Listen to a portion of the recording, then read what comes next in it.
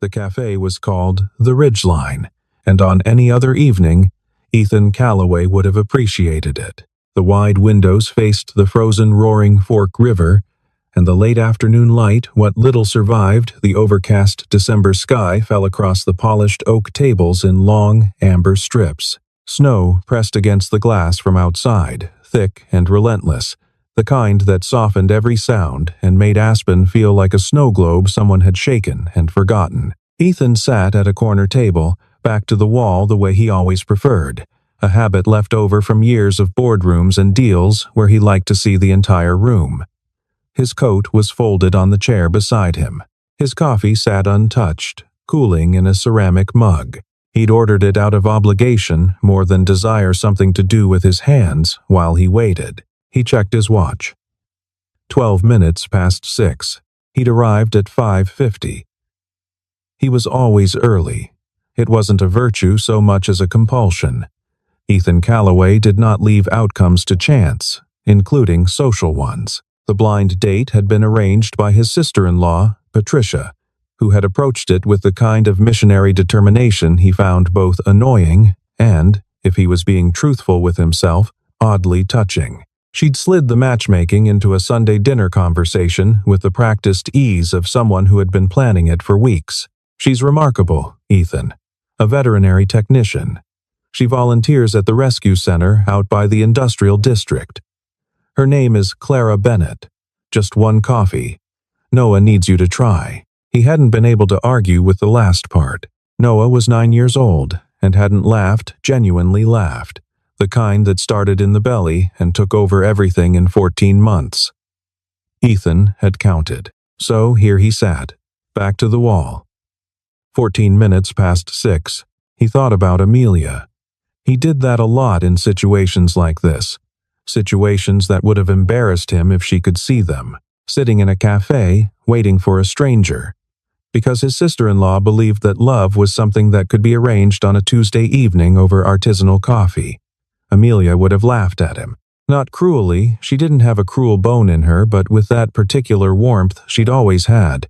The one that said, "I see you trying, and it's both ridiculous and wonderful." He missed her every single day. 3 years since the cancer had taken her.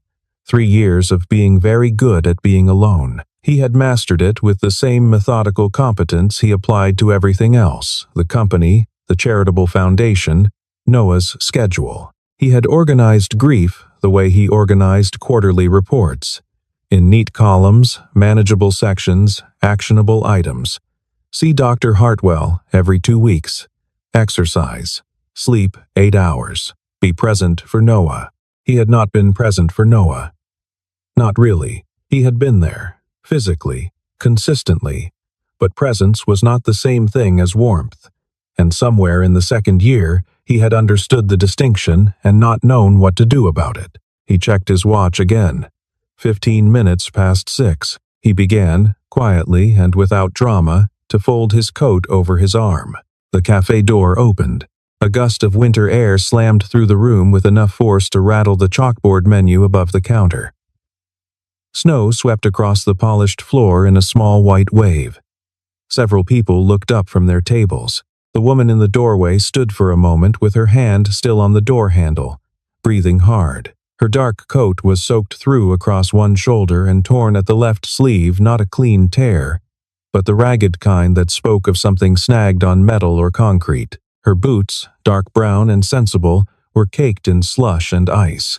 Her hair was half free from whatever she'd put it in before leaving home, dark strands plastered to one cheek from the wet. Her left hand had a long red scrape across the knuckles, the skin broken in 2 places. She looked up. Her eyes found him, or found the table Patricia had described, and her expression did something complicated. Not embarrassment. Not the practiced composure of someone performing an apology. Something rawer than that. She looked the way a person looks after they have just done something frightening and come through the other side and have not yet had time to decide how to feel about it. Ethan sat back down. He didn't fully understand why. He did it before the thought was complete. "I'm sorry," she said, arriving at the table, still unwrapping a scarf that had done very little good. I know how this looks. I'm 20 minutes late and I look like I fell off a bridge. Did you? He asked. She blinked. Then, unexpectedly, she laughed a short, surprised sound that seemed to catch even her off guard. Not exactly. Close. She sat down. A waitress materialized immediately, and Clara, he assumed this was Clara, asked for hot tea and a glass of water in the distracted way of someone still partially somewhere else. There's a pedestrian bridge, she said. The one over the creek at Monarch Street. You know it? He nodded. I was crossing it on the way here. There's a husky on the lower embankment. She paused to blow on her fingers, which were red from cold. He'd fallen through a section of fence, old chain link, rusted through at the bottom and gotten his hind leg caught in it. On the ice shelf, just sitting there, making this sound. She stopped. Her jaw tightened briefly. I called animal control. They said 40 minutes minimum, maybe longer with the weather. Ethan looked at the scrape on her hand. So you went down. The embankment's steep. There's a service access point about 30 yards east, but the gate was padlocked, so I went over the railing. She said it the way she might say I took the stairs. The ice on the slope was worse than I expected. That's how I got, she gestured vaguely at her shoulder, her sleeve. And the dog? Atlas is fine. Something settled in her expression. He's at Summit Creek Clinic now. Dr. Okonkwo is the overnight vet on Tuesdays. She'll check the leg. I texted her from the bridge. She paused. I named him Atlas while I was sitting on the ice with him. I don't know why. He seemed like he needed a name. Ethan was quiet for a moment. He had come here expecting to perform an hour of polite conversation with someone his sister-in-law approved of, exchange surface-level pleasantries about careers and hobbies, and leave with the quiet satisfaction of having tried. He had not expected to sit across from a woman who named injured dogs while sitting on frozen embankments and said I don't know why about it in a tone that suggested she understood perfectly well. You said 40 minutes, he said. Animal control would have reached him eventually. Clara looked at him steadily. He was cold and afraid and in pain. 40 minutes is a very long time when you're cold and afraid and in pain. She picked up her tea. Some things can't wait for convenience. He found he had nothing to say to that. They talked for 2 hours. He learned her in fragments. The way you learn anyone worth knowing, not in a linear biography, but in the textures and edges of things. The details that surface naturally when a conversation finds its stride. Clara Bennett had grown up in the foster care system in Colorado. 4 placements between the ages of 7 and 17. She had studied veterinary technology at Colorado State because animals, she said, were honest in ways that people often were not. Pain in an animal was uncomplicated. You could do something about it. She lived in a 4th-floor walk-up on the east side of town. She had 2 cats named Edison and Clementine. She drove a 2009 Subaru with a cracked rear bumper and a heating system that only worked if you hit the dashboard on the left side first. She earned $32,000 a year and spent a significant fraction of it on foster animals that the shelter couldn't hold. She had no trust fund, no safety net, no family member she could call if the car broke down on a cold Tuesday night. She asked him what he did. He told her, CEO of Callaway Holdings, diversified commercial real estate and infrastructure development, 3,000 employees across 7 states. She nodded the way people nod when they have no specific frame of reference for a number and are being polite about it. And before that? She asked. He looked at her. Most people, when they learned what he did, didn't ask before that. I worked construction, he said. My father's company. Summers through college, then full-time after. We built foundations. Literally. A pause. My wife used to say that was why I was the way I was. That once you build enough foundations, you start to see everything in terms of load-bearing walls. He hadn't meant to mention Amelia. The sentence had come out on its own, unhurried, and he watched Clara's face carefully to see what she'd do with it. She didn't lean forward with curated sympathy. She didn't redirect the conversation. She said, simply, Is she gone?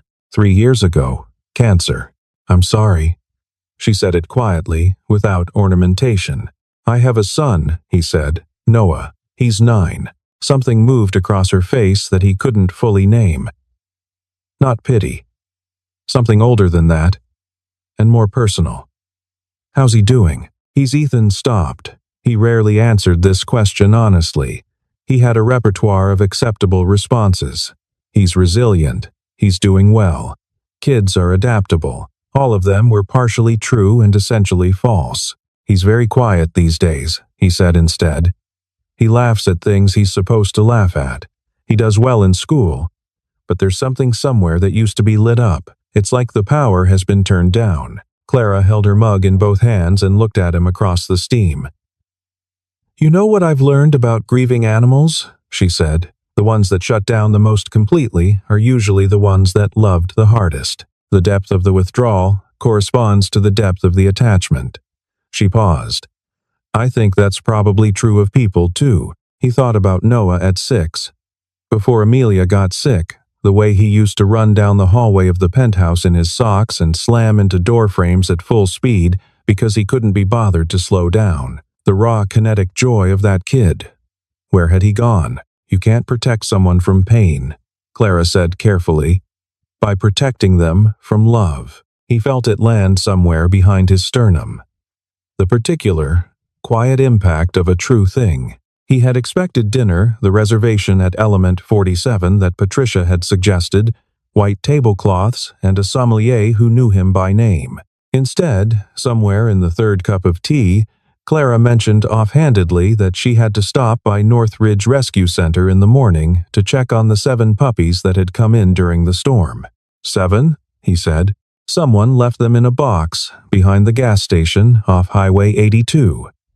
During the blizzard 2 nights ago. Her voice was level, but her jaw did the thing again, the brief tightening. They're doing okay now. Lab mix, probably 6 weeks. But they need socialization time or they get anxious. He heard himself say, Could I bring Noah? She looked at him for a moment. Not with surprise, exactly. More like she was assessing something, taking the actual measure of the question rather than just its surface. The shelter's not a field trip, she said carefully. It's a working facility. There are animals that are scared or recovering or in pain. It requires a certain emotional steadiness. He has that, Ethan said. And then, surprising himself. More than I do. Probably. Sunday morning? She said. Sunday. He drove home through falling snow, the city muffled and soft outside his window, and thought about the fact that he had just made a plan that involved getting up early on a weekend and driving to an industrial district in winter weather to visit dogs, and felt something he hadn't felt in 3 years. Interested. Simply, cleanly, quietly interested in what came next. Northridge Rescue Center occupied what had once been a light manufacturing facility in the industrial section west of downtown, a long, low building with a corrugated metal roof and chain-link kennels along the rear that, in winter, had to be heated by portable units that hummed and rattled like old machinery. The interior smelled of antiseptic and animal bedding and, underneath that, something warmer. Sawdust and coffee from the small break room where volunteers gathered before shifts. Clara met them at the side entrance at 9:15. She was wearing work clothes, dark green scrubs under a fleece vest, heavy boots, her hair pulled back. She looked, Ethan noticed, completely comfortable in a way she hadn't quite been in the cafe, the way certain people only fully inhabit themselves in their own territory. Noah stood beside Ethan in his winter coat, backpack on one shoulder out of habit. His expression, contained in the way it usually was, now watchful, quiet, polite, the expression that made Ethan's chest hurt. Noah, Clara said, crouching slightly so she was closer to his eye level without making a production of it. You ever been around a lot of animals at once? Noah shook his head. Okay, a few rules and then we go in. She held up one finger. Move slowly. No sudden sounds. The animals in here have had confusing lives recently and their nervous systems are working hard. Second finger. If an animal turns away from you, That means they need space. We respect that without taking it personally. Third finger. The puppies are in the East Room. They have no such concerns. They will absolutely take it personally if you don't pet them. Noah almost smiled. Almost. The shelter held 43 dogs and 61 cats that Sunday morning, and it smelled and sounded like what it was. A place doing its best with limited resources, populated by animals in various states of confusion and recovery. Ethan walked through it with the quiet attention he gave to any space he entered. Noting the infrastructure problems, the HVAC unit rattling near the ceiling in the main kennel corridor, the lighting that flickered in the far corridor, the folding tables held together with zip ties in the supply room. The East Room was warm. It had been partitioned off with plywood and lined with blankets, and in the center, in a large whelping pen, were 7 puppies approximately the size and color of caramel corn. They were sleeping in a pile, breathtakingly concentrated, limbs tangled together in the unconscious architecture of the very young. Noah crouched at the edge of the pen. One of the puppies opened its eyes dark, unfocused, ancient-looking in the way of very young animals, and regarded him with grave interest. Then it climbed over 2 siblings and walked in his direction with enormous effort, its paws too large for its body, falling once and getting up again with the profound commitment of something that has not yet learned that falling is worth noticing. It reached the edge of the pen and looked up at Noah. Noah put his hand over the edge, palm down. The puppy sniffed it. Then it put its chin on his fingers and closed its eyes. Ethan watched his son's face. The expression that broke through was not the curated politeness of the past 14 months. It was something that went all the way down the raw, unfiltered kind of feeling that Noah had stopped showing anywhere, to anyone. As if he'd decided that being seen was something that cost too much. His eyes filled up. He didn't cry. He just looked at the sleeping puppy on his hand with an expression that said everything he hadn't been able to say. Clara, standing slightly behind Ethan, said nothing. She understood, he thought, when silence was the only thing that fit. In the older dog kennels, there was a 10-year-old arthritic German shepherd named Atlas. Ethan stopped in front of his kennel. The dog lay on a thick orthopedic mat, not sleeping, just resting with the careful economy of something that has learned to conserve its energy. His muzzle was gray. His eyes, when they opened to regard Ethan, were amber and intelligent, and very, very tired. He came in 3 months ago, Clara said quietly. His family moved. Couldn't take him. He's the one from the bridge? She nodded. Summit Creek released him to us last week. He's stable, but the arthritis is significant. He gets medication twice a day. He's a little hard to place because most families want younger dogs. Ethan looked at Atlas. Atlas looked back at him with the measured gaze of a creature that has been disappointed enough times to have made peace with expectations. He looks like someone, Ethan said. He thought about it. Someone who's still here, he said finally, but only barely. Clara looked at him sideways. Some days that's enough, she said. The trouble arrived at 11:15 in the form of a man named Gary Willard, who came through the front door with the particular energy of someone who has been building himself up for a confrontation the entire drive over. He was in his mid-40s, heavy-set, wearing a Carhartt jacket and carrying a leash that had seen better days. "I want my dog back," he said to the volunteer at the desk, loudly enough to carry through the building. "The black lab. I surrendered him 2 weeks ago, and I changed my mind." Ethan was in the supply room with Noah, refilling water stations. He heard it and stepped into the corridor. Clara was already at the front desk. What she did in the next 10 minutes was, Ethan would think later, one of the more quietly impressive things he'd ever watched a person do. She didn't escalate. She didn't become defensive. She moved to the front counter with the calm, deliberate pace of someone who has navigated this specific terrain before, and she looked at Gary Willard directly and said, "Tell me about him." The man blinked. "Your dog. Tell me about him." "What's his name?" A pause. "Bear. How long have you had him?" 6 years. Something shifted in the man's posture. "He was my wife's dog. She left." 3 months ago. I kept thinking I couldn't handle it, having him around. Reminded me, he stopped, his jaw worked. But I was wrong. I want him back. Clara nodded slowly. I understand, she said, and meant it. Ethan could tell the difference. Here's where we are, Gary. When an animal is surrendered, there's a legally required hold period before we can process adoption or transfer. Bear has been here 2 weeks. That means the hold is complete, and he has been through our intake process. She paused. What I can tell you is that Bear has not been adopted. He is still here, and I can tell you that a reunification request, an owner requesting return of their animal, is something we take seriously and process with full documentation. She held his gaze. I need you to fill out some paperwork, and I need to have a conversation with you about what changed and what resources are available to you. That conversation is a requirement, not a judgment. Gary Willard, who had arrived prepared to fight, stood in the lobby for a moment.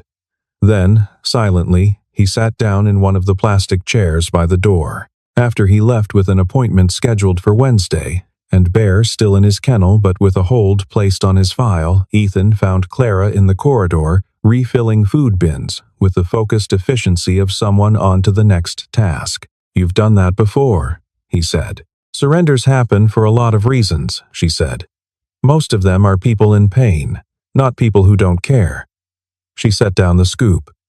If you assume the worst, you lose the dog and the person.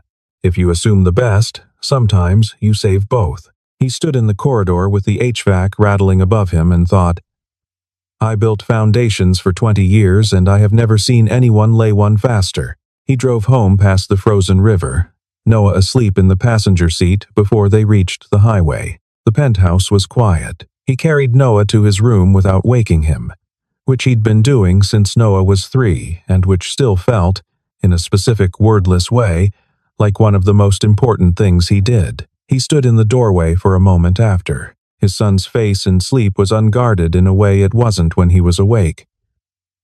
The tension around his eyes, the careful social calibration, all of it released. He looked 9. He looked like himself. Ethan went to his office. He didn't turn on the overhead light, just the lamp on the desk, the one Amelia had chosen because she said the overhead made him look like he was being interrogated. He sat. He thought about what Clara had said in the cafe. You can't protect someone from pain by protecting them from love. He'd been doing exactly that, to Noah and to himself. He had built a grief that was architecturally sound, load-bearing walls, reinforced foundation, nothing that would collapse.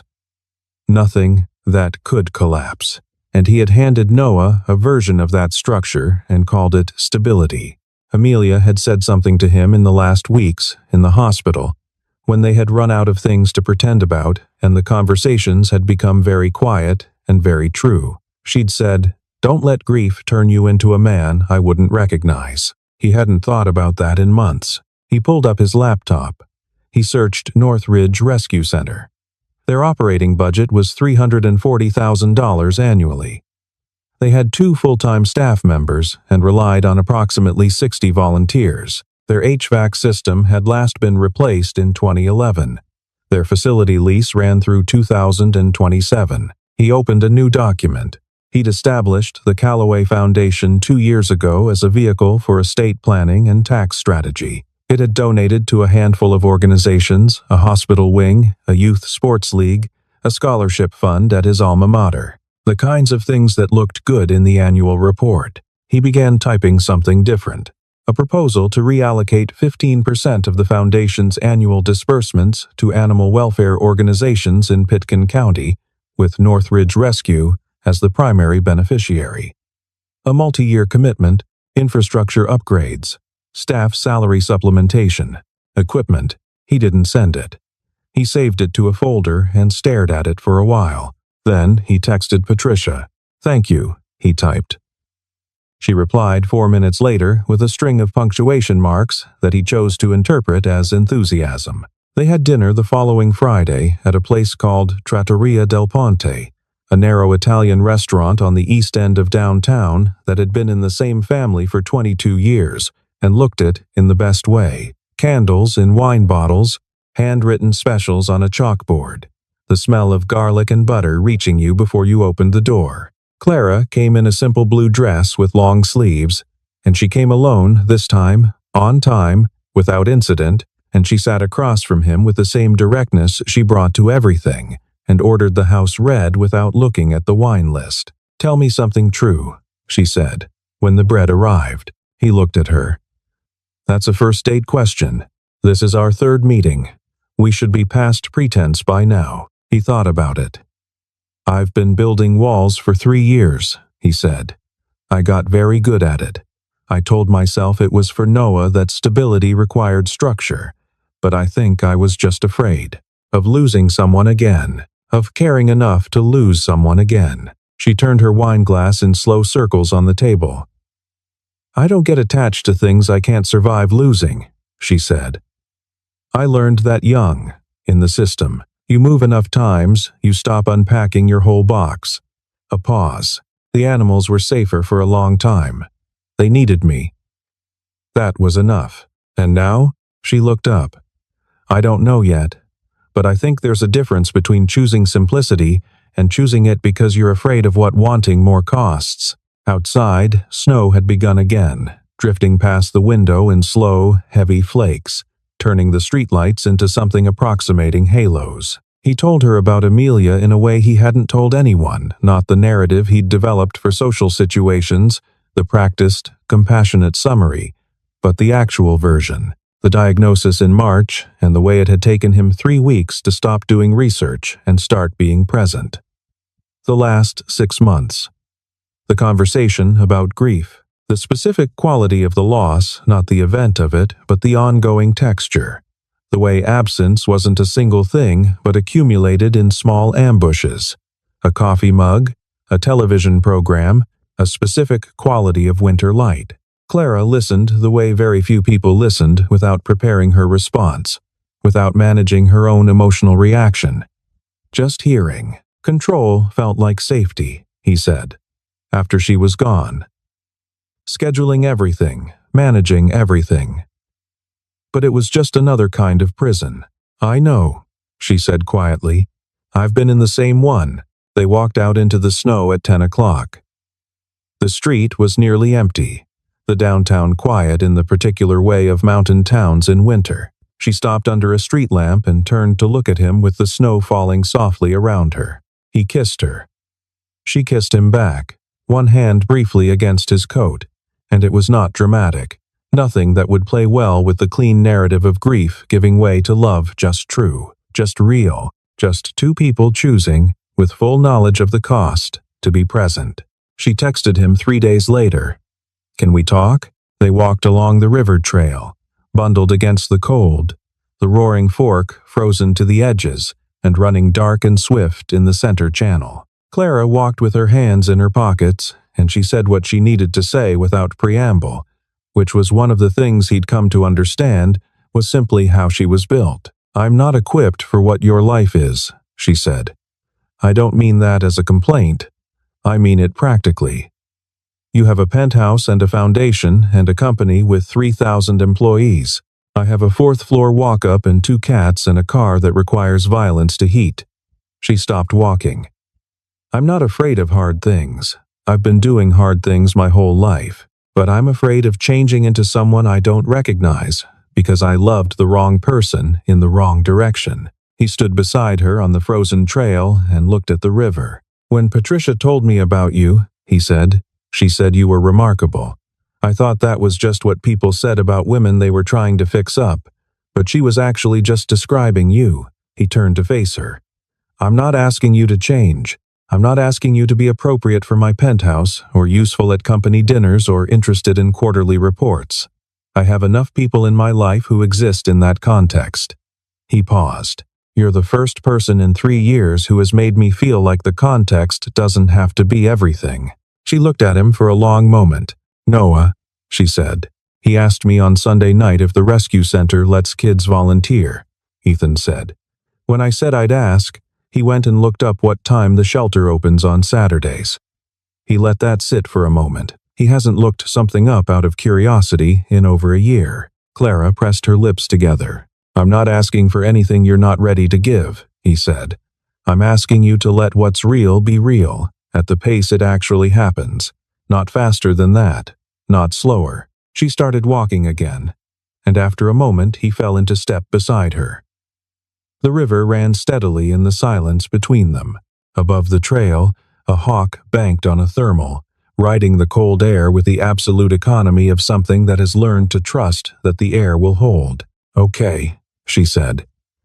It was quiet, but it was entirely hers. 5 weeks later, on a Saturday morning in late January, Ethan and Noah drove to Northridge Rescue Center for the 7th time. The HVAC unit in the main kennel corridor had been replaced the previous week, funded by a grant from the Callaway Foundation's newly restructured community program. The lighting in the far corridor had been updated. The folding tables in the supply room had been replaced with proper shelving. Clara had accepted the upgrades with a combination of gratitude and the particular wariness of someone who has learned that gifts sometimes come with conditions, and Ethan had let her sit with it until she understood that these ones didn't. He had also been introduced, quietly and without ceremony, to the shelter's board of directors, and had proposed the multi-year partnership agreement he'd been refining since that night in his office. They'd approved it in December. The press release would go out the following week. Noah had been volunteering every Saturday for a month. He had a preferred assignment, socialization work with the kennel dogs, which required sitting on the floor of the kennel and simply being present, allowing anxious animals to approach or not as they chose. He was, Clara had told Ethan privately, extraordinarily good at it. The quality of patience Noah brought to those interactions was something she'd rarely seen in adult volunteers, let alone 9-year-olds. He had started laughing again. Not the performed version, the social one, but the real kind, surprised out of him by something a puppy did, or by a cat that sat on his head, or by the lab mix named Dumpster, who had learned to open his kennel door from the inside and was found repeatedly in the supply room eating donated kibble. Ethan had watched his son laugh at Dumpster for 3 full minutes and felt something in his own chest unknot that he had not known was knotted. Atlas was still in his kennel. Ethan stood in front of it on that Saturday morning, while Noah worked with the younger dogs in the East Room. Clara stood beside him. The old German shepherd lifted his head when he heard them coming. His amber eyes regarded them with the practiced reserve of a creature that has been wrong before about what hope costs. "You're taking him," Clara said. It wasn't a question. Ethan looked at her. "Noah asked me on Thursday night. I told him I needed to think about it." "Did you?" "No," he said. "I already knew the answer. I just wanted to understand why it felt so easy." She was quiet for a moment. "Because it's not a risk anymore," he said. "Or it is, but I've stopped treating risk like the enemy." He looked at Atlas. "He needs someone. We need something to need." He paused. "It's not complicated when you let it be simple." Clara crouched and opened the kennel door, and Atlas came out slowly, with the careful dignity of his arthritic joints, and sniffed Ethan's hand with the gravity of a formal introduction. Then he sat, just sat, leaning very slightly against Ethan's leg, not dramatically, not needily, just present. Noah appeared in the corridor doorway, breathless from running. He saw Atlas. He came forward slowly, the way Clara had taught all of them. No sudden movements, no pressure, just presence. He crouched and held out his hand, and Atlas turned and sniffed it, and then did, to Noah, what he had not done to anyone at the shelter in 3 months. He licked his face. Noah laughed, loud and helpless and from somewhere completely true. Ethan stood in the corridor of a shelter in an industrial district in Aspen, Colorado, with snow falling outside and the HVAC humming steadily above him and his son's real laughter filling the space, and he felt, for the first time in 3 years, something that was not the careful management of absence but the actual presence of something alive. That night, after Noah was in bed and Atlas was sleeping on the orthopedic mat they'd bought that afternoon on the drive home, Ethan stood at the floor-to-ceiling window of the penthouse and looked at the mountain. The sky had cleared, the way it sometimes did in Aspen after a long stretch of weather, and the stars above the ridgeline were the particular clear and numerous kind that only appears when the air is very cold and very clean. He picked up his phone.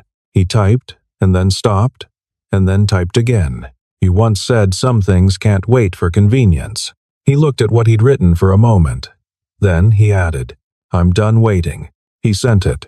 Behind him, Atlas shifted in his sleep and exhaled slowly, the long, settling breath of something that has finally come in from the cold. The mountain outside was unchanged, ancient and massive and indifferent in the way of mountains. But the penthouse was warm. And the lights were on, and there was a dog sleeping on a good mat in the living room, and a boy dreaming somewhere down the hall. The snow had stopped, and inside him, something that had been frozen for 3 years was, quietly, beginning to thaw.